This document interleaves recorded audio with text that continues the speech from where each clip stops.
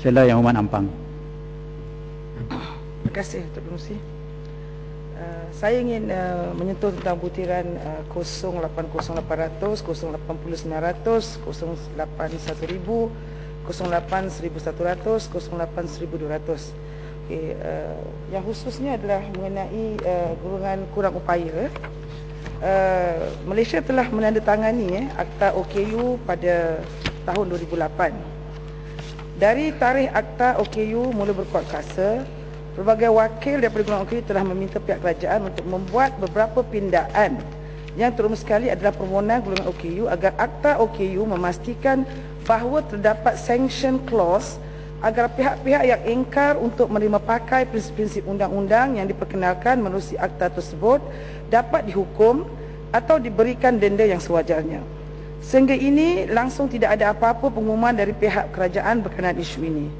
Kami sungguh berpendapat bahawa selagi sanction clause tidak dimasukkan dalam akta tersebut, Akta OKU akan kekal sebagai toothless tiger. Ya. Dan perkara kedua mengenai dengan Convention on Rights of Persons with Disabilities, Malaysia telah menandatangani konvensyen tersebut pada 6 bulan 7 2010. Begitu daripada itu, Menteri ada mengeluarkan kenyataan bahawa tujuan Malaysia menandatangani konvensyen tersebut adalah kerana Malaysia mengambil berat terhadap OKU dan memastikan bahawa tiada diskriminasi terhadap golongan OKU di negara ini. Namun begitu, kita ingin mengambil perhatian Menteri bahawa kegagalan Malaysia menandatangani optional protokol, di mana optional protokol tersebut, individu OKU mempunyai hak untuk membawa tindakan terhadap kerajaan mereka sekiranya prinsip-prinsip di bawah konvensyen tersebut kepada International Supervisory Committee. Jadi ada beberapa penulisan daripada saudara Lim Chi Wee berkenaan isu ini. Jadi kita tidak mahu seolah-olah kita menandatangani Akta OKU, tetapi kita tidak bersungguh-sungguh untuk melaksanakannya untuk melindung mereka yang kurang upaya dalam negara kita. Jadi kita janganlah hanya untuk bertopeng seolah-olah di peringkat internasional kita ni sebuah negara yang prihatin terhadap OKU, tapi pada hakikatnya bila implementasi kita tidak bersungguhan, dan ini akan membuat golongan OKU ini rasa kerajaan ini bukanlah kerajaan sebut seperti bikin dan rakyat didahulukan. Jadi kita minta Menteri mengambil perhatian terhadap isu OKU ini. Selain pada itu, perkara yang kedua, kita lihat penambahan belanjawan keseluruhannya pada yang telah dibentangkan adalah sebanyak 459 juta.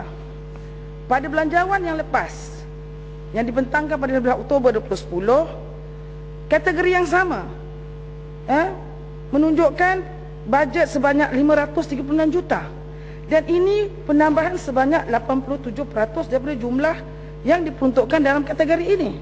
Jadi yang kita nak bertanya kepada Menteri, tidakkah Menteri merancang dan tidakkah Menteri ada butiran bancian mengenai mereka-mereka dalam golongan kurang upaya, mereka dalam golongan miskin, mereka dalam warga emas, dan mereka yang perlukan bantuan am.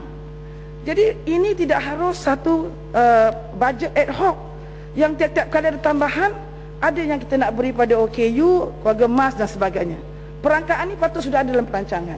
Jadi sepatutnya bajet ini digunakan lebih untuk membangunkan wanita di Malaysia dalam perspektif gender, dalam perspektif mereka pendedahan dari segi politik, pendedahan mereka dalam pelibatan dalam politik negara, dan memberikan mereka lebih ilmu untuk mempertabatkan kedudukan mereka dan kualiti hidup mereka. Jadi kita tidak mahu, yang kita ragukan Datuk Pengerusi adalah bajet ini digunakan oleh bajet kerajaan ini digunakan oleh juara-juara lucah, skuad-skuad lucah untuk turun padang dan memberikan gula-gula ini kepada rakyat. Kononnya UMNO, BN yang memberikan berat, sedangkan mereka menggunakan bajet yang diperuntukkan di sini. Jadi bajet ini mudah diseleweng dan dimanipulasi. Saya minta Menteri berikan perincian tentang yang wang-wang yang telah dibelanjakan untuk kepala-kepala yang telah dibentangkan dalam belanjawan tambahan ini. Sekian, terima kasih.